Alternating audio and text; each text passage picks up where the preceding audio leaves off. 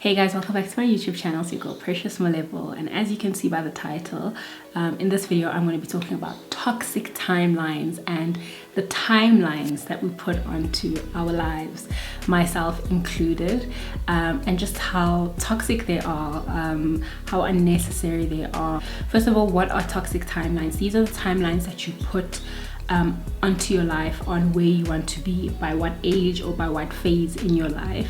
And I don't think there's an issue with it when you're looking at it from a goals perspective, where you want to achieve this and this within this many months. I think the issue now comes in when you are comparing it to other people, and this person did this at the age of this, or in general people are this far by the age of 30 or 25 or whatever the case may be. I think that's when it becomes really, really toxic.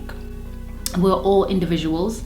We're all going along life at our own pace, on our own paths. There's no formula to life, and there's no cookie cutter templates that for everybody that they need to be wearing wherever, by whatever and whatever age. So I really think that it's super toxic for us to put timelines on our lives, but easier said than done, right? I want to use myself as an example. When I was a student, I was really, really struggling with living in the moment and not comparing my life to other people's lives, in the sense that, especially when I failed CTA, in my head I wanted to be out in the workforce already, but clearly there were other plans for me, and clearly I was still gonna spend another year of being a student. And before I even failed, when I was just imagining the possibility of failure, that was at the top of my reasons why I couldn't. I felt like it was impossible, like I would crumble if it happened, because there's a certain place I need to be at a certain age, and how dare I not be there at that age. So then when I failed, I did struggle with it. So I didn't take it as bad as I expected to, but I did really struggle with it, because my peers, etc., were in their workforces. And I remember even shortly after failing, I didn't want to see certain friends and certain family members, because I knew they would ask me like, so what's up? Because I felt like I had been at it. I felt like I had been at the studying thing. Like, one, I took the long route of going BCom instead of BAC. So I had BCTA, then I failed CTA. So I just felt like I was super, super delayed compared to my peers in entering the workforce on the CASA stream. I also really struggled with rushing the season that I was in, and I didn't really focus on the positives of the season I was in. I was just focused on the negatives, and the fact that I felt like I wasn't as worthy as people that were in the workforce, that were, you know, bringing in money into their homes or whatever the case. I felt like a burden, like I was now burdening my family financially, amongst other things, by not having finished with my studying, and not contributing to my family financially in whatever way, even if they're not going to get a cent. The fact that I'm making my own money, so the fact that I wasn't really pulled down on my self-esteem, and I just felt like I wasn't worth it. So yeah, I really felt the need to speak about this topic, especially because I know there's a whole lot of people that did not pass CTA, and there's a whole lot of people that just have experienced failure in general, not necessarily in university alone, could have been in school or just in life, where their lives are not looking like they would want them to look. So I'm really hoping this video helps you in overcoming those toxic timelines. Like I said, there's no formula to life, and there's literally, we're all on our own paths, our own journeys. Who's to say where we have to be at what age? Like, who are you to tell me that? First of all, I think that's an attitude that we need to have in our minds. The fact that, oh my gosh, I'm a student, wasn't enough for me. I just felt like it was okay, and like I felt like it was regular, and it really did pull down on my self-esteem. So I found myself rushing the season I was in. I found myself wanting the season I was in to end. I found myself focusing on the negatives. I found myself counting down how many days. And the truth of the matter is that nothing lasts forever, be it good or bad, including your season as a student. So I definitely feel like, and looking at it in hindsight, I would have embraced being a student much more, taking it as an opportunity. Yes, okay, I was a student for an extra year, so what? That means that I have my time to myself for an extra year.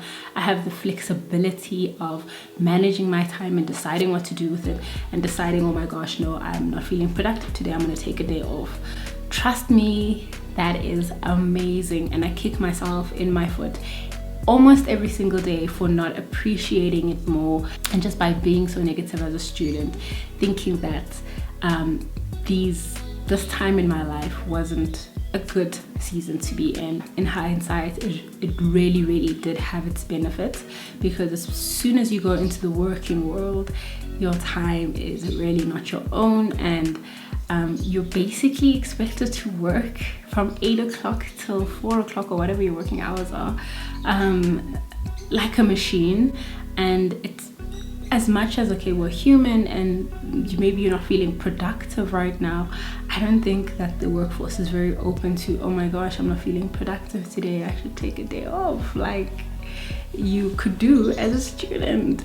I think we really undermine that, and I hope that a student watching this will appreciate that the season that they're in, embrace the fact that they have flexibility, and embrace the fact that they can manage their time when they want to. I know you might be broke right now, but trust me, it's not going to last forever, and money is not going to solve all your problems.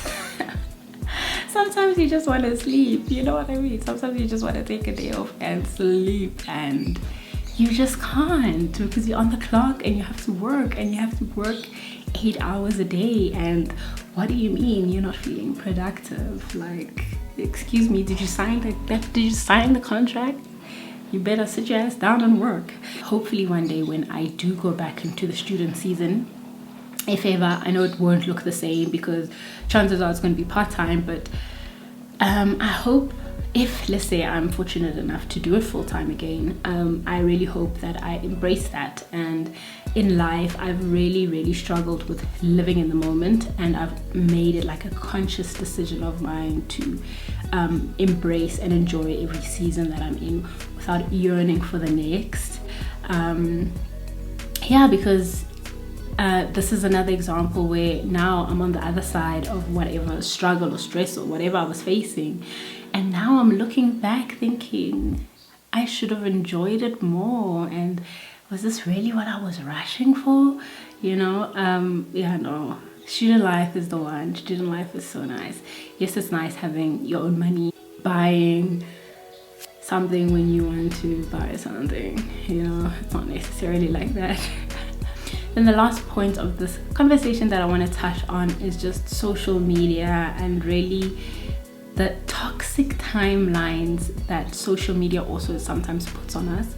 I've realized a trend, and I see it a lot on LinkedIn as well, where people put timelines, or like they put an age to their achievements. Like they'll make a post of buying my first car at 22, or traveling the world at 25. I don't understand why people do that. I mean, each their own, yes, but I just don't understand who it's benefiting. I have tried to think of it like, okay, maybe you're trying to motivate others, but what about not the majority, but what about the percentage of people that are struggling with something that they're going through with their lives, and they're in a rut, or they're in a place in their lives that they can't get out of, or they haven't achieved or bought a car at the age of 25, or whatever the case is? What is your post doing to those people?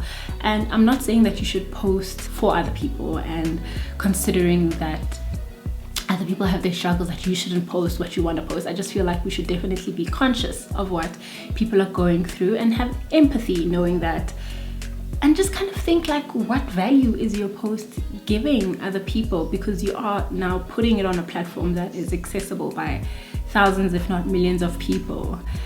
And then you want to go write things like first car by the age of 22 or 25. Yeah, I strongly, like, I despise posts like that just put pressure unnecessarily.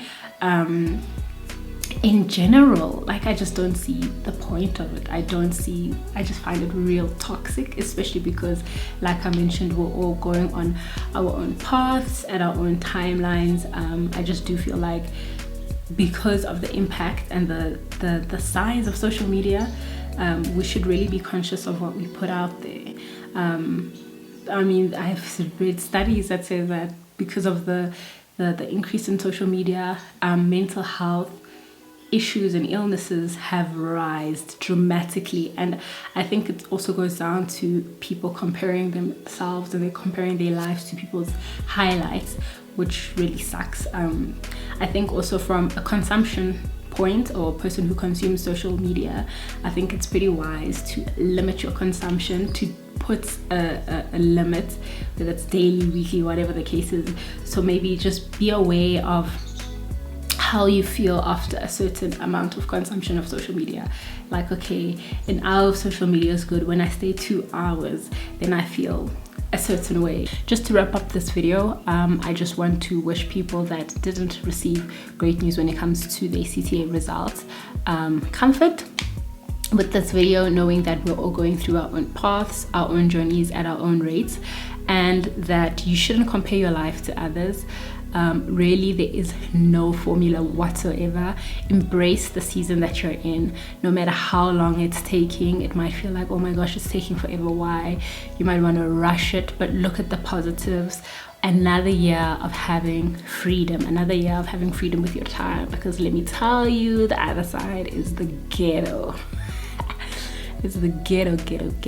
Yeah, I'm gonna release that video next week of my first year of articles experience, since that's being wrapped up in the next 2 weeks. Anyway, you guys, thank you so much for watching this video. Don't forget to like, share and subscribe, and keep a lookout for my next video. Remember to stay in the moment and remember to practice gratitude. Bye guys.